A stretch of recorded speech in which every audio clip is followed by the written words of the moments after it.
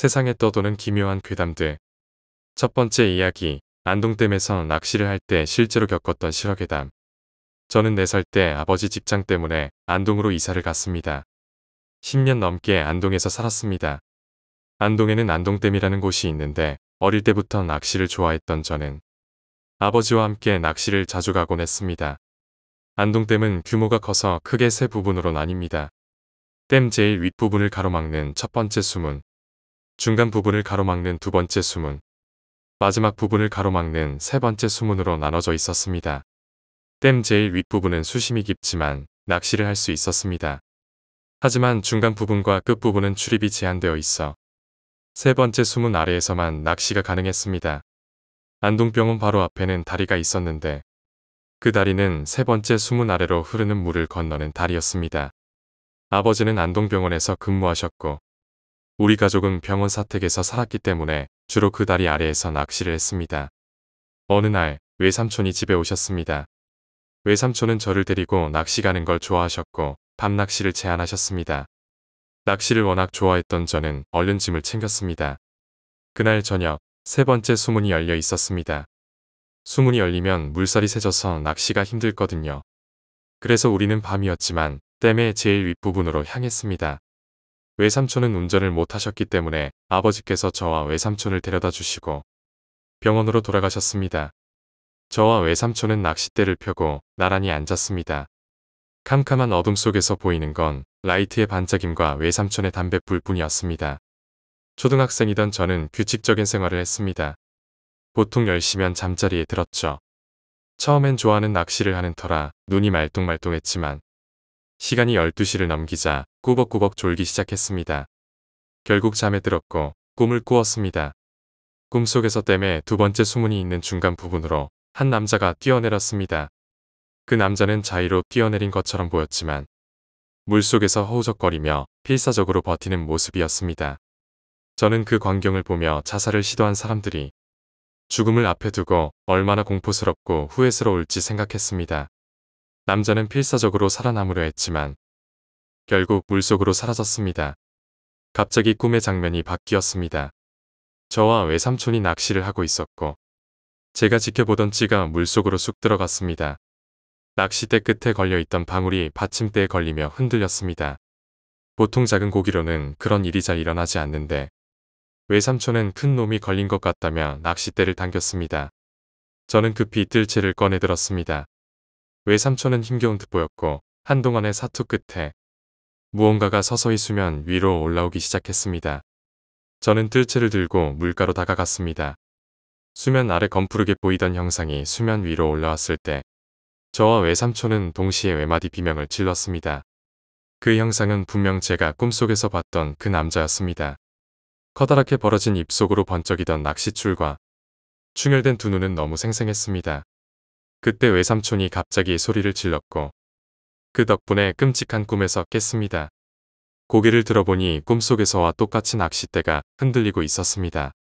방울이 받침대에 걸려 흔들리고 있었죠. 삼촌이 급히 낚싯대를 당겼고 저도 뜰채를 꺼내려 했습니다. 하지만 꿈속과 너무 똑같은 상황에 두려움이 밀려왔습니다. 그래서 외삼촌에게 삼촌, 놔버려 라고 소리쳤습니다.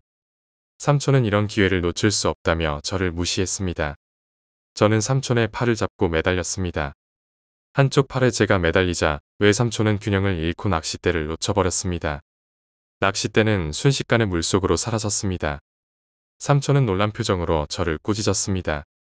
왜 좋은 기회를 놓치게 했냐며 말이죠. 저는 꿈 이야기를 외삼촌에게 털어놓았습니다. 그러자 외삼촌은 낚시 도구를 챙기라며 서둘러 자리를 정리하라고 했습니다. 우리는 재빨리 짐을 챙겨 물가를 벗어났고 아버지께 전화를 걸어 데리러 와달라고 부탁했습니다. 외삼촌은 생각해보니 저 정도 힘을 쓰는 물고기는 본 적이 없다고 말했습니다. 1m가 넘는 대방어를 잡을 때도 저런 힘은 없었는데 내 이야기를 들으니 물고기가 아닌 것 같았다고 하셨습니다. 그날 우리 낚싯대에 걸린 게 물고기였는지 아니면 꿈속에서 봤던 그 남자였는지 모르겠습니다. 하지만 저는 그게 물고기는 아니었다고 생각합니다. 그 후로도 저는 낚시를 즐기지만 안동댐 근처로는 가지 않습니다. 두 번째 이야기, 고사를 지낸 미용실. 저는 고등학교를 졸업하자마자 미용실로 취업을 했습니다. 제가 다니던 미용실은 4층 건물이었고 원장님이 건물주였습니다. 그리고 제가 그 미용실의 막내로 있을 때 겪은 일입니다. 원장님은 미신이나 토속신앙을 굉장히 믿으시는 분이라 저희 미용실 건물 곳곳엔 각종 부적들이 붙어 있었고 1년에 2번 정도는 고사를 지내곤 했습니다. 2층이 미용실 본관이었고 옥상에 수건을 널러 갈 때면 항상 그 부적들을 보곤 했습니다. 볼 때마다 참 기분이 오싹하곤 했습니다. 저는 어려서부터 성당을 다녀서 그런지 부적이란 존재가 낯설고 거리감이 느껴졌습니다. 그날도 고사를 지내는 날이었고 저는 그저 보기만 했습니다. 저희 집은 고사를 지내지 않아서 몰랐는데 고사를 지낼 때는 고사가 시작되기 전에 고사떡이란 것을 건물 곳곳에 놓아야 한다고 하더군요. 덕분에 직원들이 각각 위치를 정해놓고 떡을 놓기로 했습니다.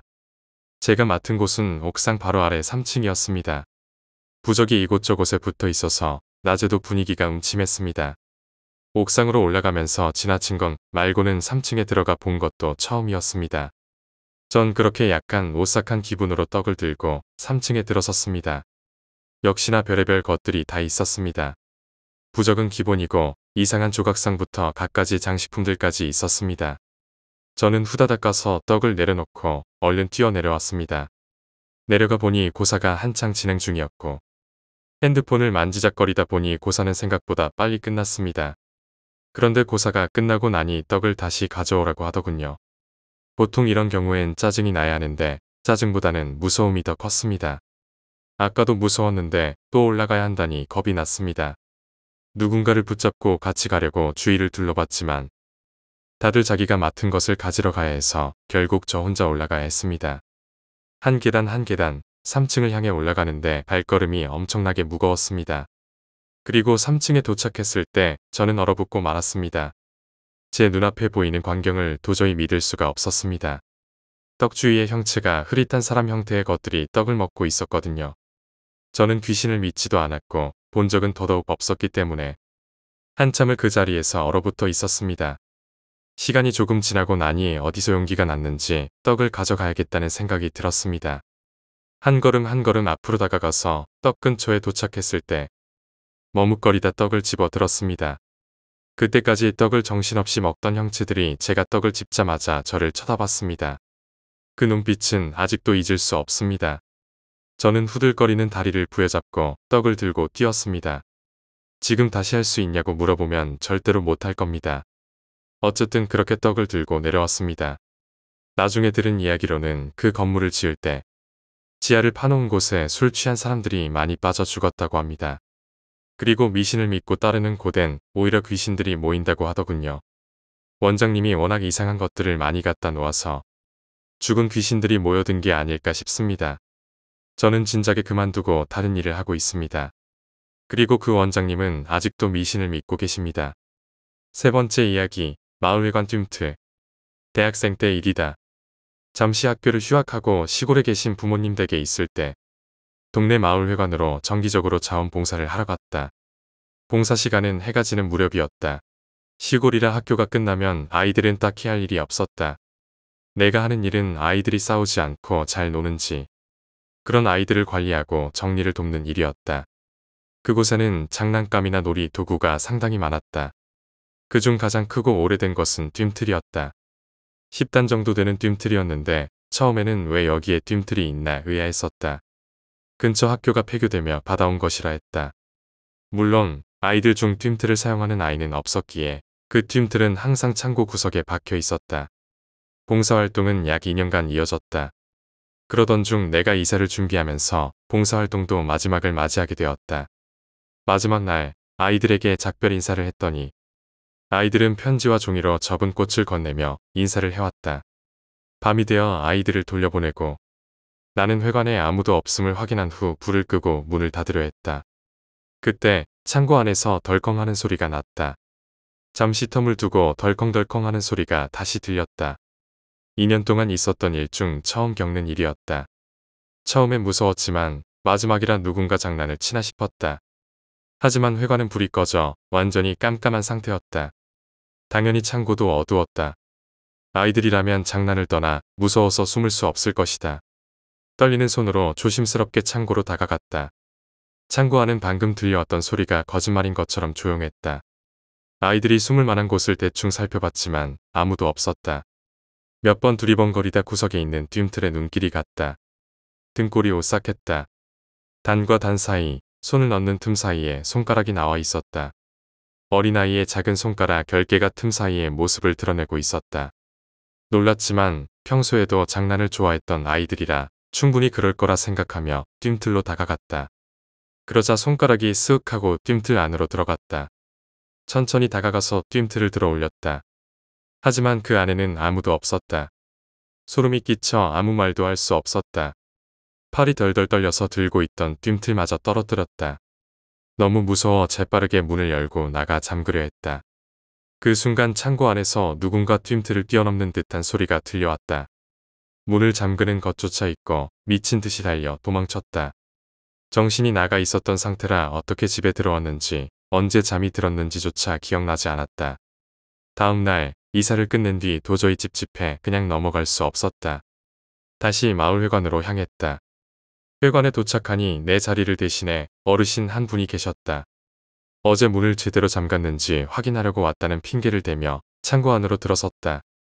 없었다. 어제까지 구석에 있던 뜀틀이 아무리 둘러봐도 보이지 않았다. 깜짝 놀라 재빨리 밖으로 나와 어르신께 뜀틀에 대해 여쭤보았다. 어르신은 뜀틀의 존재 자체를 모른다고 하셨다. 뭐가 어떻게 된 건지 알 수가 없었다. 뜀틀에 대해 물어보고 싶어도 나 외에는 관리했던 사람이 없었다. 아니, 처음부터 뜀틀이 이곳에 존재했는지조차 의심스럽기 시작했다. 2년 동안 이곳에 관해 가장 많이 알고 가장 가까운 곳에서 관리했던 사람은 나였다. 나보다 더 이곳에 대해 잘 아는 사람은 없었다. 물어볼 곳도 없었다. 몇 년이 흘렀지만 지금도 가끔 그날의 꿈을 꾼다. 아직도 의문이다. 그날 내가 본 손가락은 도대체 무엇이었을까? 네 번째 이야기, 연극부와 함께 사라진 학교 괴담. 고등학생 때 학교에서 연극부 활동을 했다. 그리고 그때 내가 직접 겪었던 이야기다. 연극부는 따로 부실이 없었고 강당에서 연습이나 회의 같은 걸 진행했다. 덕분에 연극부는 환경이 열악했는데 학교 측에서 몰래 먹을 걸 챙겨주기도 했다. 솔직히 부실이 있든 없든 우린 상관없었지만 말이다. 하지만 이상한 점이 있었다. 항상 연극부 활동을 마치고 나갈 때 강당 구석에 바닥이 젖어 있었다. 처음엔 누가 뭘 쏟았나 하고 넘어갔지만 그 현상은 계속 반복됐다. 다들 이상함을 느꼈지만 연습을 계속해야 해서 대수롭지 않게 생각했다. 그런데 정말 이상한 건 눈을 잠깐 돌리기만 해도 그 사이에 바닥이 젖어 있는 것이었다. 정말 신기했지만 그때까진 그냥 흔한 학교 괴담 정도로 생각하고 넘어갔다. 문제는 그 다음부터였다. 수업이 끝나고 그날도 강당에서 연습을 하고 있었는데 그때 담임 선생님께서도 구경하러 오셨다. 이미 강당이 젖는 괴담은 소문이 나서 다들 그쪽을 신경 쓰지 않으려 자리 배치까지 신경 쓰며 연습을 하고 있었다. 그때 갑자기 강당에 방송이 나왔다. 교내 방송입니다.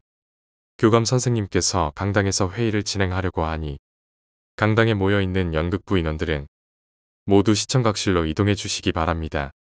우리는 처음 있는 일이라 교직원 회의라도 있나 싶어 선생님을 쳐다봤지만 선생님도 모르는 눈치였다. 그래서 일단 가방을 챙겨 시청각실로 향했다. 하지만 시청각실에 도착하니 방송부 학생들이 회의를 하고 있었다. 너희 왜 여기서 회의 중이야? 여기서 연습하라고 했잖아. 무슨 소리야? 여긴 우리 회의실이야. 너희는 강당이잖아. 아니, 너희가 방송으로 강당에서 회의 있다고 시청각실로 오라고 했잖아. 우린 그런 방송 한 적 없는데. 처음엔 장난인 줄 알았지만 진짜 방송한 사람은 없었다. 애초에 그 시간엔 방송실에 들어간 사람도 없었고 방송실은 번호키로 잠겨 있어 방송부원 외에는 들어갈 수도 없었다. 그땐 단순히 짜증나는 일이었지만 지금 생각하면 소름이 끼친다. 도대체 그 방송은 누가 한 것이었을까? 그 후로 연극부에 귀신이 들렸다는 이상한 소문이 돌기 시작했다. 그리고 다음날 다행히도 연습은 무사히 끝났고 모두 집으로 가기 위해 강당을 잠갔다. 그런데 내 친구가 강당에 핸드폰을 두고 왔다며 나에게 같이 가자고 했다. 그래서 어쩔 수 없이 친구와 함께 다시 강당으로 향했다. 우리가 제일 늦게 끝나는 부서였기 때문에 학교에 불이 켜진 곳은 없었다. 학교는 정말 신기하게도 불이 꺼지면 느낌이 완전히 달라진다. 덕분에 학교는 으스스했고 그 와중에 친구는 핸드폰을 찾고 있었다. 나는 보다 못해 핸드폰으로 전화를 걸었지만 무음으로 설정되어 있어 울리지 않았다. 그래서 손전등을 켜서 찾아보기로 했다. 니들 알지? 어두운 곳에서 밝은 빛이 켜지면 주변이 순간적으로 확 보이는 그 느낌. 손전등을 켜자마자 강당 입구에 누군가 서 있는 게 보였다.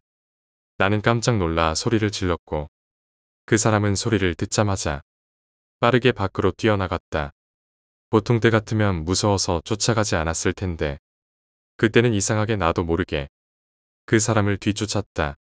친구도 헐레벌떡 뛰어내려와 같이 쫓아갔다. 그 사람은 교무실 쪽 계단을 올라 옥상으로 향했다. 나도 따라 계단을 올라갔다가 그 이후로는 기억이 끊겼다. 눈을 떴을 때 나는 옥상 난간에 서 있었고 친구가 내 바지가랑이를 붙잡고 있었다.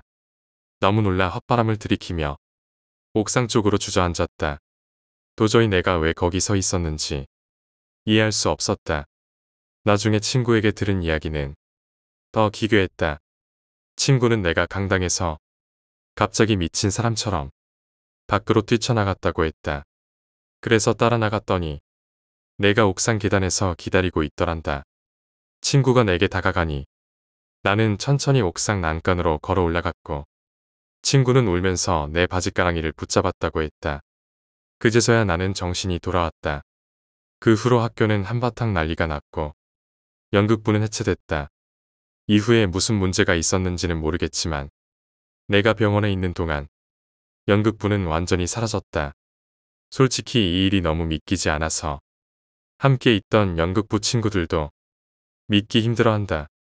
하지만 나는 그 일이 트라우마가 되어 지금도 옥상 같은 곳만 보면 다리가 풀려버린다. 5번째 이야기, 남한강에서의 무서운 경험. 가장 흔한 괴담 중 하나는 사람이 물에 빠져 죽으면 물귀신이 된다는 이야기다. 그리고 나에겐 그 이야기가 농담처럼 들리지 않는다. 찌는 듯한 더위로 전국이 괴로울 때 나도 친구들과 더위를 피해 남한강 상류의 한 강변에 텐트를 치고 물놀이를 하고 있었다. 수심이 가장 깊은 곳은 2m 이상으로 꽤 깊었지만 겁이 없던 우리는 건너편 둑까지 갔다 오는 수영 시합을 했다. 난 어느 정도 수영에 자신이 있었고 그중 잠수는 내 특기였다. 그래서 물속으로 몰래 들어가 친구들의 다리를 끌어당겨 겁을 주곤 했다.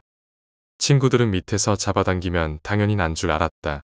그날도 점심을 먹고 낮잠을 즐기고 나서 또 건너편 둑을 찍고 오자는 게임을 시작했다. 우리 중 수영을 꽤 잘하는 친구가 있었는데 같이 출발했지만 벌써 3m 정도 앞서가고 있었다.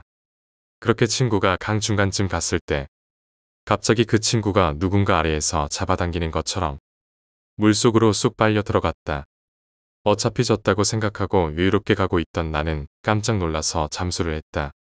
그리고 봐서는 안 될 것을 봤다. 물속에 빨간 수영모를 쓴 어린아이 2명이 발버둥치는 친구의 다리를 한 명씩 잡고 웃고 있었다. 그 순간 온몸에 전기가 오는 듯한 움찔거림이 느껴졌다. 너무나도 무서웠지만 친구를 그냥 두면 위험할 것 같아. 물 위로 고개를 내밀어 크게 숨을 들이키고 다시 잠수를 했다. 하지만 어린아이들은 온데간데 없이 사라졌고 친구가 물 위로 쑥 하고 올라왔다. 나도 빠르게 친구에게 다가갔다. 친구는 얼굴이 하얗게 질려 몸을 부들부들 떨고 있었다. 나는 떨고 있는 친구의 어깨를 감싸 안고 천천히 물 밖으로 나왔다. 강가에서 배구를 하고 있던 다른 친구들도 우리 얼굴을 보고는 심각해졌다. 잠시 후 정신이 조금 돌아온 친구가 말을 꺼냈다. 한참 수영을 하던 도중 갑자기 물이 차가워져서 뭔가 이상하다고 느낀 바로 그 순간 밑으로 쑥 빨려 들어갔다고 했다. 정신을 차려보니 내가 자기를 붙잡고 물 밖으로 나오는 중이었다고 했다. 창백한 얼굴로 떨면서 이야기하는 친구에게 내가 본 것을 말할 수 없었다. 내가 헛것을 본 것일 수도 있고 그 순간을 공포 분위기로 만들고 싶지 않았다. 그 일이 있고 나서 나와 그 친구는 집으로 가자고 했지만 다른 친구들은 하루만 더 있자고 했다. 결국 강가 근처 마을로 들어가 이장님께 양해를 구하고 마을회관 앞에 텐트를 쳤다. 밤이 되자 이장님은 집 마당에 모닥불을 피우고 구운 감자를 먹으라며 우리를 불렀다. 마침 배고팠던 우리는 냉큼 달려가 감자를 먹었다. 그러다 낮에 있었던 이야기를 얼떨결에 꺼내게 됐다. 한참 이야기를 듣던 이장님의 표정이 점점 굳어갔다. 다른 친구들은 감자를 먹느라 정신이 없었고 나와 이장님만 심각한 분위기였다. 한참을 뜸 들이던 이장님이 조심스레 말했다. 이 근방 사람들은 그 근처에 절대 안 가. 작년에 그 자리에서 튜브가 터져서 유치원생 2명이 죽었어. 그 전에도 얼마나 많은 사람이 죽었는지 몰라. 자네들은 운이 좋았던 거야. 그 이야기를 듣고 받은 충격은 컸다. 옆에서 감자를 먹던 친구에게 물속에서 겪은 일을 말할까 했지만 결국 나 혼자만 알고 있었다. 그 이후로 나는 물 자체도 무섭지만 깊은 물에는 절대 가지 않는다. 6번째 이야기, 사우나 비누 속 숨겨진 칼날과 범인의 정체. 제가 군대를 전역하고 첫 사회생활을 시작했을 때 겪은 일입니다. 그때 제 첫 직장은 사우나였습니다. 원래 카운터를 보는 걸로 알고 들어갔는데 손님 없는 시간에는 욕탕 청소와 사우나 청소까지 했습니다. 지금 생각하면 노예같이 일을 했습니다.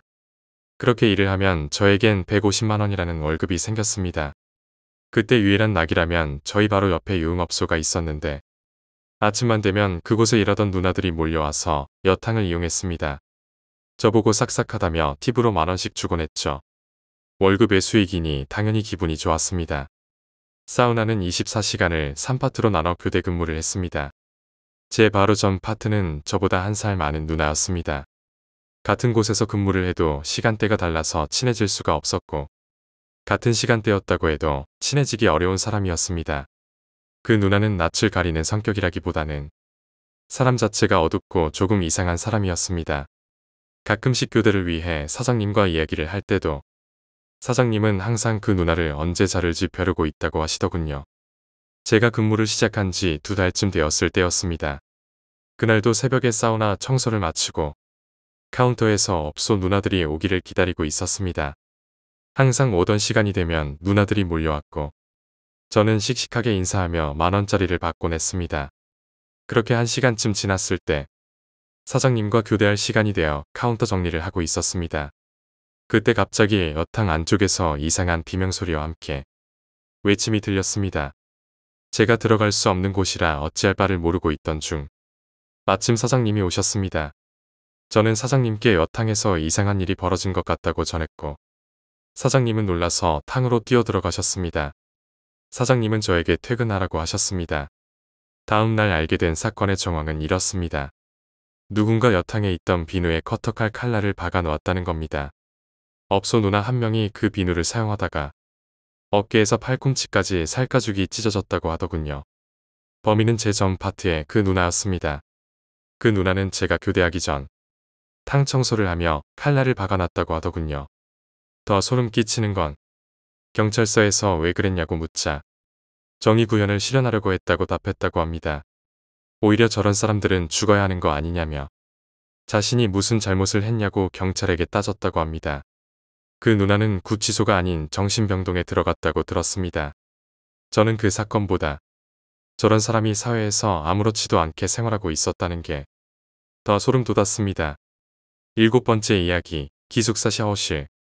머리에 통증을 느끼며 주섬주섬 손을 뻗어 핸드폰을 확인했다. 3시 25분. 술을 많이 마시면 안 됐는데 오랜만에 친구들과 만나서 그런지 술을 급하게 마셨다. 금방 정신을 놓게 되어서 제정신이 아닌 나를 친구들이 기숙사까지 데려다준 기억이 났다. 술주정의 흔적과 토사물 같은 부끄러운 기억과 함께 두통이 일어났고 속이 너무 메스꺼웠다. 보니 오늘 룸메이트 또한 밤늦게까지 술을 마시러 갔는지 침대가 비어 있었다. 나는 머리가 아파서 잠도 제대로 오지 않았다. 그러다 구토를 한 후 입도 제대로 헹구지 못한 것이 생각나서 정신을 차릴 겸 샤워를 하려고 했다. 대충 수건과 바구니를 챙겨 샤워실로 향했다. 내가 지내던 곳은 층마다 샤워실이 있었는데 화장실처럼 3개의 칸막이가 있었다. 나는 맨 구석자리에 들어가 옷을 벗고 물을 틀었다. 아직 제대로 깨어나지 못한 상태로 멍하니 물만 맞고 있었는데 옆칸에 누군가 들어오는 소리가 들렸다. 이 시간에 나 말고도 샤워하는 사람이 있구나 싶었다. 옆자리도 곧 샤워를 시작하는 듯했다. 멍하니 있다가 물이 덜 따뜻한 것 같아 온도를 뜨겁게 올렸는데 갑자기 물이 확 뜨거워져서 깜짝 놀라 샤워기를 놓치고 말았다. 바닥으로 떨어진 샤워기는 뜨거운 물을 세차게 뿜어냈고 샤워기가 옆쪽으로 향하는 바람에 옆 사람의 발에 물이 튈지도 몰라 급하게 샤워기를 껐다. 화장실 구도 같은 샤워실이라 위와 아래가 어느 정도 뚫려 있어서 말을 하면 들리긴 했지만 샤워하다가 이런 일로 사과하기도 민망해서 그냥 가만히 있었다. 어느 정도 샤워를 끝내고 마무리하려는데 옆 사람이 칸막이를 두드렸다. 뭔가 싶어보니 옆 사람의 목소리가 들렸다. 죄송한데 혹시 린스 있으세요? 순간 말을 걸어와 깜짝 놀랐지만 최대한 안 놀란 척하고 있다고 대답했다. 그리고 린스를 위해 공간으로 보내려고 손을 뻗었다. 그 순간 샤워기의 머리 부분이 내 시야에 들어왔고 곧이어 엄청난 뜨거움이 얼굴에 쏟아졌다. 나는 그대로 뒤로 나자빠졌다. 얼굴이 얼얼했고 올려다보니 옆자리 샤워기가 내 쪽으로 끊임없이 물을 쏟아내고 있었다. 이게 무슨 상황인지 머리가 혼란스럽고 두려운 그 순간 옆 사람의 목소리가 들렸다. 그러니 잘못을 하면 사과를 해야지. 소름 끼치고 두려운 상황에서 몸이 움직이지 않았고 곧이어 옆 사람이 나가는 소리가 들렸지만 나는 그 자리에서 움직일 수 없었다. 다행히 병원에 갔을 때 큰 화상은 아니었지만 꾸준히 연고를 발라야 했다. 새벽에 일어난 일이라 샤워실에서 범인을 잡지 못했다. 그리고 나는 아직도 혼자서 샤워실을 가지 못한다. 8번째 이야기, 무속인의 방. 친구 중에 어머님이 무속인이셨던 친구가 있었습니다. 그 친구가 하루는 자기네 집이 비었다며 가서 배달음식 시켜 먹고 놀고 자고 가라며 꼬셨습니다. 그래서 저를 포함한 4명이 그 집으로 향했습니다. 그 집은 기역자 구조였고 옛날 집이었어요. 화장실은 기역자 코너를 지날 끝에 위치해 있었습니다. 친구들은 술상을 준비하고 있었고 저는 화장실에 가고 싶었죠. 그때 친구가 화장실을 가리키며 말했습니다. 저기로 걸어갈 때 창문 안에는 들여다보지 마. 웃으면서 그렇게 말하니 저곳이 아주머니가 기도하시는 곳이구나 싶었어요. 정말 그곳을 지나가는데 작은 창문이 보였습니다. 불투명 유리로 되어 있어 잘 보이진 않았어요. 하지만 어리석은 호기심이 저에게 지울 수 없는 기억을 남겼습니다. 친구의 경고를 무시하고 창문을 반쯤 열고 안을 들여다본 겁니다. 그 안에는 촛불과 알록달록한 그림들이 있었어요. 그리고 그 순간 무엇인가 제 얼굴을 안쪽으로 확 잡아당겼습니다. 제 얼굴이 왼쪽 벽으로 휙 돌려졌고 그곳에는 남자아이, 여자아이의 색동저고리가 나란히 걸려 있었습니다. 그런데 그 저고리들이 미친 듯이 시계추처럼 왔다 갔다 하기 시작했어요. 그리고 갑자기 아이들의 웃음소리가 들려왔습니다. 정말 무서웠어요. 저는 깜짝 놀라 안간힘을 다해 얼굴을 빼고 창문을 확 닫았습니다. 그 뒤로 친구들에게 달려가서 소리 못 들었냐고 물었지만 친구들은 오히려 저를 이상하게 쳐다봤습니다. 지금까지도 이 이야기는 제 친구들도 믿지 않네요. 9번째 이야기, 신세계. 신세계 가는 법이라는 이야기 들어보셨나요? 아마도 한 번쯤은 들어보셨을 이야기일 겁니다. 이건 8년 전 제가 중학생 때 겪은 일입니다. 분신사바와 빨간 마스크가 아이들을 울고 웃게 만들었던 것처럼 그때는 신세계 가는 법이 구설수에 오르내리던 때였습니다. 신세계로 가는 방법. 기본적으로 신세계로 가는 방법은 엘리베이터를 이용해 이 세상이 아닌 다른 세상으로 가는 방법입니다.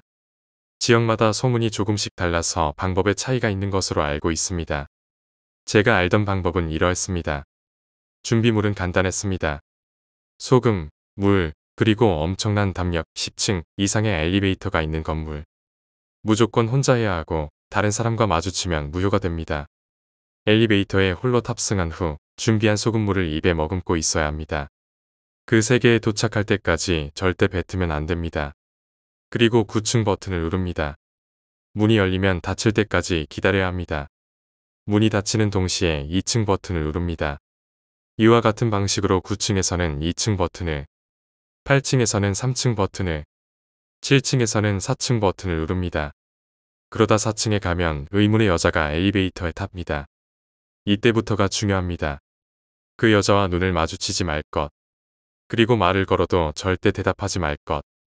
한마디로 없는 사람 취급을 해야 합니다. 이때도 물론 소금물을 입에 머금고 있어야 합니다. 하나의 간단한 결계 정도로 생각하면 됩니다. 그렇게 하면 그 여자가 사람을 찾을 수 없다고 합니다. 들키면 안 되는 거니까요.